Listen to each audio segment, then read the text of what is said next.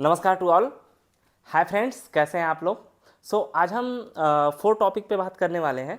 Firstly कई सारे लोगों ने मेरे को लगातार मैसेज किया, यार तू क्या स्टार्टअप करता रहता है क्या ये स्टार्टअप। फर्स्ट हम एक केस स्टडी देखेंगे जिससे आपको सोचने में आएगा यार कि how we can think new और हम किस तरीके से मार्केट से पैसा जनरेट कर सकते हैं।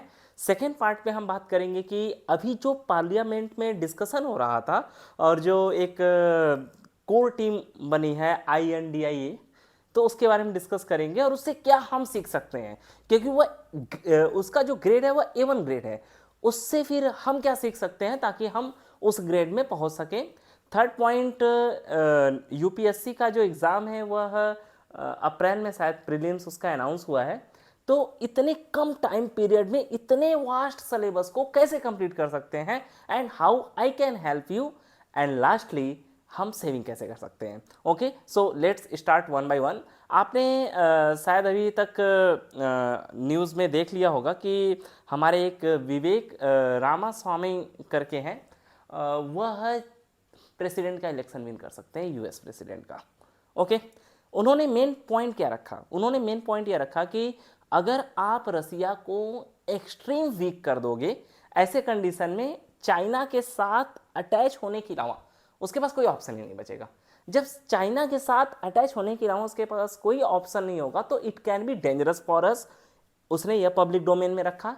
And second which is very important, अगर आप कुछ भी नहीं कर रहे हैं लेकिन यह वीडियो जस्ट एक इंजॉयमेंट के लिए भी सुन रहे हैं तो भी आपके लिए इंपॉर्टेंट है।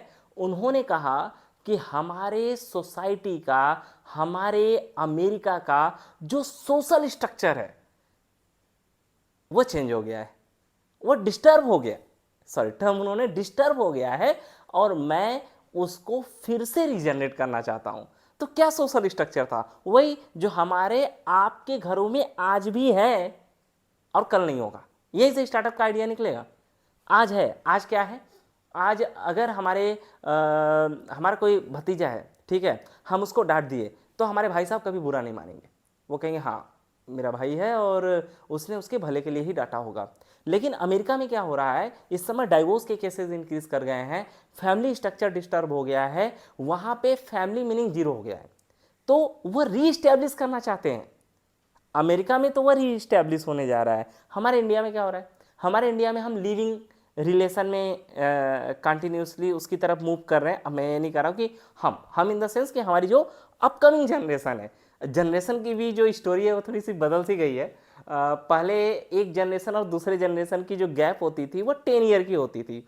नाउ एक जनरेशन से दूसरे जनरेशन की जो गैप है वो 4 to 5 ईयर हो चुकी है। मीन्स अगर आप अपने से 5 साल छोटे को देखोगे यार, वो अलग ही जनरेशन का लगता है। मतलब लगता है यार कि वो कर क्या रहा है, हम तो वो सोच ही नहीं पा रहे हैं। जो नेक्स्ट अपकमिंग जनरेशन है वह लिविंग रिलेशन में जा रही है। तो हमारे इंडिया में फैमिली डिस्टर्ब हो सकता है। Okay, so sad, family disturb हो सकता है। बट एक बिजनेसमैन इससे क्या सोच सकता है? अगर फैमिली डिस्टर्ब हो रहा है तो आज के 5 साल 8 साल बाद कौन सा स्टार्टअप अच्छे से चलेगा? जो लिविंग रिलेशन को सपोर्ट करने वाले स्टार्टअप होंगे, जो एक घर को दूसरे घर से तोड़ने वाले स्टार्टअप होंगे। इसके साथ लोगों में आपस से फाइट ज़्यादा होगी। तो काउंसलिंग, हमारे इंडिया में साइकोलॉजिस्ट की वैल्यू कम थी, अब इंक्रीज करेगी। आपने लगातार फ्रॉम योर बर्थ, अगर आप एजुकेटेड फैमिली से हैं, मैं तो नहीं था, तो मैं जब क्लास 11th को क्रॉस करता हूँ तो वहाँ पे जब मेरे फ्रेंड सर्कल में काफ़ी लोग रहते हैं तो वह लोग मुझे कई बार बोले थे। बट आपने शायद ये सुना होगा कि अमेरिकास वगैरह में साइकोलॉजिस्ट की बहुत वैल्यू है। वहाँ पे लोग उनके पास जाते हैं, विजिट करते हैं और कंपल्सरी है कि ईयरली वो विजिट करें वहाँ पर। क्यों? क्योंकि वहाँ पर अब तक यही चल रहा था कि लिव इन रिलेशन था। वहाँ पे कई सारे जो मैरिजेस हैं वह तलाक वहाँ पे काफ़ी ज़्यादा फेमस हो रहा था और अभी भी हो रहा है।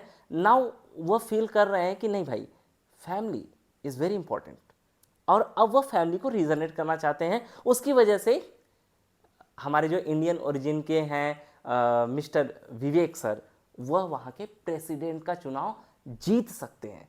तो इससे हमने दो तीन चीज़ें देखी। जो सोसाइटी का प्रॉब्लम है अगर उसको लेकर आप आगे बढ़ते हो, ना ही एक्सट्रीम तरीके से निगेटिव होते हो ना ही एक्सट्रीम तरीके से पॉजिटिव, तो आप कुछ ना कुछ विन कर सकते हो, विन विन सिचुएशन आपकी हो सकती है।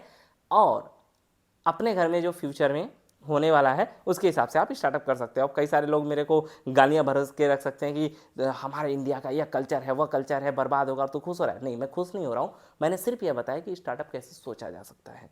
जो भी फ्यूचर में आपको दिख रहा है उसके हिसाब से स्टार्टअप सोचो, या फिर रोना रोते रहो AI आ गया, ChatGPT आ गया, अब क्या करें, अब क्या करें, अब कुछ ना कर, उसको यूटिलाइज करने का तरीका सोच ले। ओके, सेकेंड पॉइंट मैंने कहा कि जो पार्लियामेंट में अभी डिस्कशन हो रहा था उससे हम लोग क्या सोच सकते हैं। यार एक चीज़ बताओ, अगर मैं आपसे बात करूं कि आपने एक कॉमन चीज़ हम आम आदमियों के अंदर, हम आम इंसानों के अंदर क्या देखा होगा, तो एक कॉमन चीज़ है कि मेरा XYZ से अगर कभी झगड़ा हुआ तो क्योंकि मेरा पर्सनल एटीट्यूड है मैं उससे दोबारा नहीं बोलूँगा। जनरली आपने यही देखा होगा। Now let's come to the point in parliament. Parliament पे आते हैं, पार्लियामेंट के पॉइंट पे आते हैं। वहाँ पर केजरीवाल जी, आम आदमी पार्टी, जिसका जनरेशन ही कांग्रेस को गाली देते देते हुआ, जो चुनाव ही कांग्रेस को गाली देकर जीता, जिसका स्टेटमेंट ही यही था कि सोनिया गांधी जी का इंटरोगेशन कराओ, करप्शन का लिस्ट पूरी पूरी निकल जाएगी। आज वह एलआई है कांग्रेस का। जो शीला दीक्षित को यह कहता था कि उसके वॉशरूम में भी एसी लगी होगी, आज वह कांग्रेस का एलाइज है and Congress is going to support them. इससे हमें क्या शिक्षा मिलती है? हमें शिक्षा यही मिलती है कि फालतू का बकवास ना करें, फालतू के लोगों से झगड़े ना करें, अपने अपने इंटरेस्ट को देखें। और अगर किसी से झगड़ा हो गया और आपको और उसको फायदा होना है कहीं पे, तो अपने अपने एटीट्यूड को पॉकेट में रखें और जाके मिल जाए। बिकॉज मैं काफ़ी दिन अपने घर से बाहर रहा हूँ, तो लास्ट 2 to 3 मंथ से मैं घर पे रह रहा हूँ। यहाँ पे एक चीज़ देखता हूँ, लोगों के अंदर यार रेस्पेक्ट बहुत है कि यार कुछ नहीं, खाली रेस्पेक्ट, खाली रेस्पेक्ट रेस्पेक्ट। अरे उस रेस्पेक्ट का क्या करोगे? उसकी तेल निकालनी है क्या? तो शांति से, अगर आपका कहीं इंटरेस्ट है तो जस्ट उस पर्सन से मीट करो। कोई भी परमानेंट फ्रेंड नहीं होता, कोई भी परमानेंट इनेमी नहीं होता। बट हमने गांव में कई सारे जनरेशन्स के इनेमीज को पाल रखा है कि यह मेरा इनेमी है, वह तुम्हारा इनेमी है, इसने मेरे दादा के साथ वह किया, इसने मेरे पापा के साथ वह किया। अब यार जो भी किया वह तुम्हारे पापा, तुम्हारे दादा, तुम्हारे नाना के साथ मर गया। नाउ नेक्स्ट जनरेशन है, just collaborate with them and go had. जैसे मैं ब्राह्मण फैमिली से बिलोंग करता हूँ, तो जनरली मैंने अपने चाइल्डहुड तक ये देखा था कि ब्राह्मण्स में काफ़ी ज़्यादा दुश्मनी हुआ करती थी। Now Brahmins are doing business, I think better than a Bania. कुछ ब्राह्मण्स को मैंने देखा है। तो क्यों? क्योंकि वह अपनी जो वो थी ना मोरलिटी वाली, कि हम उससे दुश्मनी पाल लिए तो पाल लिए और हम राजा हैं और हम फलाना है ढेकाना है, वह कहीं ना कहीं अब उसको वीक करते जा रहे हैं और आगे बढ़ रहे हैं। तो बी लाइक कांग्रेस एंड आम आदमी पार्टी की, जस्ट जहाँ पे इंटरेस्ट हो वहाँ पे रहें। बाकी वह इज्जत उज्जत करने वाली बहुत ज़्यादा सिस्टम नहीं चलती है। या राहुल गांधी से ज़्यादा इज्जत है क्या किसी की? मैं राहुल गांधी जी की एक बात की काफ़ी रिस्पेक्ट करता हूँ। बंदा कितनी बार हारा, कितनी बार हारा वह बंदा, लेकिन फिर भी बाउंस बैक किया, लगातार बाउंस बैक किया। एंड मैं काफ़ी कॉन्फिडेंस से कह सकता हूँ कि वह बंदा मरने से पहले एक ही दिन के लिए बने, लेकिन इंडिया का प्राइम मिनिस्टर जरूर बनेगा। हो सकता है कि योगी जी के बाद बने, हो सकता है कि मोदी जी के बाद बने, लेकिन प्राइम मिनिस्टर जरूर बनेगा। क्योंकि इतनी बार हारने के बाद आप कितना भी गधे हो, you won the, you won, आपको जीतना ही है। तो दैट इज़ द थिंग कि हम उनसे सीख सकते हैं।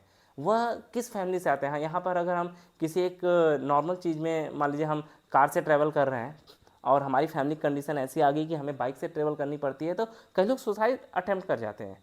और ऐसे मैंने कई सारे केस देखे हैं। लेकिन उनका यार थिंकिंग लेवल देखो, एक थिंकिंग लेवल ही अलग है। दैट्स वाई ना कि वह A1 ग्रेड में, A1 ग्रेड फैमिली के हैं और हम भिखारी फैमिली के, क्योंकि हमारे अंदर वो फालतू के एटीट्यूड्स ज़्यादा हैं। उसके अलावा मैं आता हूँ UPSC के पॉइंट ऑफ व्यू पे। सो डियर फ्रेंड्स, आपकी UPSC के एग्ज़ाम्स अप्रैल में आने वाले हैं। एक जो मैंने एनालिसिस की वीडियोस लेक्चर की, तो उसमें जो सबसे कॉमन फॉल्ट मुझे दिखा अभी तक के लेक्चर्स में, यार आपके पास सिलेबस तो कौन साइज है, सिलेबस प्रॉपर लिखा हुआ है, लेकिन आपने फालतू में उसको बहुत ज़्यादा बड़ा बना दिया है, क्योंकि आप करंट अफेयर कई सारे सोर्स से देखते हो। Just pick up any vision IAS, दृष्टि या किसी भी कोचिंग का एक मटेरियल पिकअप करो और उसी मटेरियल को बार बार पढ़ो। मैंने थोड़ा एनालिसिस किया तो पाया कि आप लोग क्या करते हो कि किसी वीडियो को उठाते हो, देखना शुरू करते हो, देन पुट इट ऑफ, और आज के 1 महीने बाद वो वीडियो आपको याद तक नहीं रहता, एंड यू से कि नहीं मैं प्रिपरेशन कर रहा हूँ। तो प्रिपरेशन करने की एक्टिंग ना करो, that is a pseudo preparation ना करो। आपके पास टाइम कम है, आपको एक ही पॉइंट पे कंसंट्रेट करना है कि आपका जो आंसर राइटिंग का सेक्शन होना है उसमें लिमिटेड वर्ड है, तो वो लिमिटेड वर्ड एटलीस्ट आपके ब्रेन में आना होगा, और वह तभी आएगा जब बार बार रिवीजन होगा। टू सॉल्व दिस प्रॉब्लम मैं क्या करने वाला हूँ कि विज़न का जो करेंट अफेयर होता है, अगर आप कमेंट में किसी और भी कोचिंग का करेंगे तो मैं ट्राई करूँगा उसका भी आपके लिए करूँ। मैं विज़न के करेंट अफेयर को एज इट इज़, उसमें एक वर्ड भी चेंज नहीं करने वाला, एज इट इज़ उस पर मैं वीडियो बनाऊंगा। Just pick up your vision PDF, उसको आप एक तरफ से पढ़ते जाओगे, एक तरफ से मैं उसको समझाता जाऊंगा, और फेथ में वो आपको याद होता जाएगा, क्योंकि मैं बार बार रिवीजन कराने वाला हूँ। जस्ट सपोज कि अगर मैं 10वें वीक का करंट अफेयर करने वाला हूँ तो 1 से 9 वीक का भी 15-20 मिनट के अंदर पूरा पूरा एक रिवीजन शेड्यूल दे दूंगा, जिससे आपको बार बार याद होती जाएगी। एंड सक्सेस का एक ही फार्मूला है, that is revision. Second point, मैं इकोनॉमिक्स की वीडियो लेकर आ रहा हूँ friends, from the 15 of the August. Economics में मैं क्या करने वाला हूँ, संजीव वर्मा। अब मैंने जो वीडियोस में अभी तक फॉल्ट यह पाया था कि लोग अपने से उसमें बहुत सारी चीज़ें ऐड कर रहे हैं, आपके पास उतना टाइम ही नहीं है यार, you are not going to do the research on the economics in GS paper. आपको क्या करना है कि जो इकोनॉमिक्स है, आप किसी भी एक बुकलेट को पिकअप कर लो। आई लाइक संजीव वर्मा, मुझे संजीव वर्मा की किताबें काफ़ी पसंद है, तो संजीव वर्मा की मैं बुकलेट लाऊंगा, उसी के लाइन को समझाऊंगा, मैं उसमें अपनी तरफ से कुछ भी एडिशन नहीं करने वाला, क्योंकि उनकी जो लाइंस हैं वो that is more than sufficient. अगर आप एग्ज़ाम में उनके लाइन को ही कोट करते हैं तो आप मार्क्स गेन कर सकते हैं। इकोनॉमिक्स पढ़ने का द बेस्ट वे कि आप संजीव वर्मा के लिए उसको पूरी तरीके से याद किए, बार बार रिवीजन किए, रिवीजन करने के बाद आप उसको करंट अफेयर से जस्ट कनेक्ट कर दिए, that is the only way to write the answer. और मैं प्री के कोशिश करूँगा कि जो भी मैं चैप्टर्स संजीव वर्मा के वर्कआउट करता जाऊँ, उससे रिलेटेड अगर करंट अफेयर से उससे करंट अफेयर को रिलेट करके कोई क्वेश्चन क्रिएट होता है तो उसको क्रिएट करके आपको टेलीग्राम ग्रुप पे देना शुरू करूँगा। आप मुझे 7814506631 पे हाई यूपीएससी करके मैसेज करेंगे तो मैं आपके ग्रुप क्रिएट कर दूंगा। उसके बाद फिर मैंने आपसे कहा था कि ठीक है, how to save the money. तो डियर फ्रेंड्स, एक सिस्टम मैं आपको बता रहा हूँ, जस्ट 300 डेली आपको खर्चा करना है। अगर 300 ज़्यादा हो रहा है तो 100 रुपीज़। क्या करोगे 100 रुपीज़? आपको 100 रुपीज़ बिना देखे कि मार्केट कैसा चल रहा है, बिना सोचे कि मार्केट कैसे चल रहा है, निफ्टी 50 के अंदर इन्वेस्ट करना है daily. 100 rupees in the sense minimum 3000 monthly. ऐसा अगर 30 साल तक आप करते हैं तो आफ्टर द रिटायरमेंट आपके पास 1 CR तक की वैल्यूएशन हो सकती है, अगर आपका सपोर्ट सिस्टम वर्कआउट करता है तो। नहीं भी करता है तो भी ये इतनी वैल्यू होगी कि आपका आने वाला 10 साल, 15 साल, 20 साल आराम से कट सके। अगर इस अमाउंट को आप बढ़ा सकते हैं तो ज़्यादा ओके है, but at least 100 rupees daily. Even अगर आप स्टूडेंट हैं तो भी ऐसा करें, क्योंकि 18-19 साल तो सबसे बेस्ट एज है म्यूचुअल फंड में इन्वेस्ट करने की। तो just invest in the Nifty 50। Okay, lastly guys, मेरे पास ये बुकलेट मुझे एक फ्रेंड ने दिया था, और उसने कहा कि आप इसको रीड करें। काफ़ी अच्छी बुकलेट लगी मुझे, मैं इसका समरी भी बनाने जा रहा हूँ, and I am going to support you from each and every point. So just boost your confidence, और अपने आप को इतना बूस्ट करके रखें कि you do startup, because startup में जितना पैसा है, मैं बार बार बोलता हूँ, उतना पैसा कहीं नहीं है। हाँ, you are going to prepare for UPSC, that is okay, that is good. और अभी तो यूपीएससी के काउंसलिंग ने एक रिपोर्ट भी सबमिट करके दिया कि इंजीनियर्स एंड डॉक्टर्स ज़्यादा आ रहे हैं, और मैंने देखा भी 70-80% हम ही लोग हैं तो बाकी बेचारे कहाँ जाएंगे। तो 70-80% जब इंजीनियर डॉक्टर हैं, तो जो ये ह्यूमनिटीज़ के सब्जेक्ट वाले हैं वह वहाँ पर नहीं पहुँच पा रहे हैं। अब उसके कई सारे लोग रीज़न दे रहे हैं कि सी सेट जो एग्ज़ाम है वह IITians और NITians को सपोर्ट करता है। बिल्कुल बकवास बात है। हाँ, थोड़ा बहुत सपोर्ट करता है, लेकिन यार तुम लोग पढ़ो ना, इकोनॉमिक्स, हिस्ट्री, पॉलिटी पढ़ो ना। हम कहाँ 5-8 साल से पढ़ रहे हैं, हम तो 1 ही 1.5 साल में पढ़ के निकाल देते हैं। तो इसका जो मेन रीज़न ये है कि हमारी सोसाइटी जो है वह हिस्ट्री, पॉलिटी, इकोनॉमिक्स पढ़ने वालों को रिस्पेक्ट नहीं देती, इसलिए बेचारे वो लोग भी पढ़ते नहीं। हम लोग साइंस वाले बैकग्राउंड से होते हैं, हमें शुरुआत से इसकी रिस्पेक्ट मिली होती है कि हाँ भाई बीटेक कर रहा है, डॉक्टर कर बन रहा है, तो हम पढ़ाई की तरफ ज़्यादा मोटिवेटेड रहते हैं और हमारा ब्रेन कोई थोड़ी नहीं ले लेगा। बस सब्जेक्ट ही तो चेंज हो रहा है। जहाँ हमें लॉ ऑफ मोशन के वह बंदर लटका लटका के जो क्वेश्चन आते थे उसको करने थे, यहाँ पे हमें हिस्ट्री के तो सिंपल से सीधे साधे क्वेश्चन मिल जा रहे हैं। और जो सुप्रीम कोर्ट का सॉरी जो रिपोर्ट सबमिट किया गया है उसमें वह कुछ डिसीजन लेने वाले हैं कि बीटेक की एंट्री थोड़ी कम हो जाए। उसका रीज़न यह है कि वो चाहते हैं कि जो अगर कोई बंदा बीटेक किया है या फिर मेडिकल फील्ड से है तो he should be work for what he is specialise. तो मैं एक सजेशन देना चाहता हूँ, मुझे नहीं लगता कि मेरा सजेशन मायने रखता है, बट फिर भी मैं एक सजेशन देना चाहता हूँ कि सर हमारी सोसाइटी का कल्चर ऐसा है कि इवन अगर मैं चाहता हूँ कि मैं हिस्ट्री पढूं तो मैं सोसाइटी को देख के एक बार 11th-12th में हिस्ट्री ऑप्ट नहीं करता। इसका मैं सबसे बेस्ट एग्जांपल दे सकता हूँ। वर्ल्ड के बेस्ट लीडर जिनको मैं अपना गुरु भी मानता हूँ, डॉक्टर जयशंकर प्रसाद, उन्होंने एक बार कोट किया कि after doing my BTech, after studying the science at the extreme level, I just opt for UPSC, and when I was preparing for the UPSC after studying the history, polity, economics, I go through myself and know why I should study history, polity instead of the science. तो उनको भी पूरा पढ़ने के बाद ही पता चला कि एक्चुअल में तो वह हिस्ट्री और पॉलिटी इकोनॉमिक्स को ज़्यादा लाइक करते थे, लेकिन एक सोशल वैल्यू की वजह से वह ऑप्ट नहीं कर पाए थे हिस्ट्री, पॉलिटी, इकोनॉमिक्स को। तो गवर्नमेंट प्लीज़ आप अपना काम करें, और अगर हमारे अंदर टैलेंट है, हम टैलेंट की वजह से आगे बढ़ना है, तो हमें ना रोकें। हिस्ट्री वाले, पॉलिटी वाले, इकोनॉमिक्स वाले वो हमसे कम्पीट करें और कम्पीट करके आगे आए। फिर भी आपका ये सजेशन बिल्कुल सही है कि हम जिसके लिए स्पेशलाइज हुए हैं वही करें। तो इसके लिए आप एजुकेशन सिस्टम को शुरू से इस तरीके से करें कि हर एक सेक्शन जो है वो प्रोडक्टिव हो, चाहे वह साइंस का हो चाहे वह नॉन साइंस का हो। एंड लास्टली मैं एक चीज़ और बोलना चाहूँगा आप लोगों से, just motivate your self always. Depression में ना जाए, हमेशा मोटिवेट करते रहें। क्योंकि मैं जब स्टार्टअप कर रहा था अपना, तो मैंने देखा था कईयों ने मुझे गाली दी थी, कईयों ने ये धमकाया भी था और बोला था कि तुम मेडिकल करके क्या कर रहे हो और कैसे करोगे। But today I am satisfy. मैं सेटिस्फाई इसलिए हूँ क्योंकि मैं जो कर रहा हूँ मुझे उसमें मज़ा आ रहा है।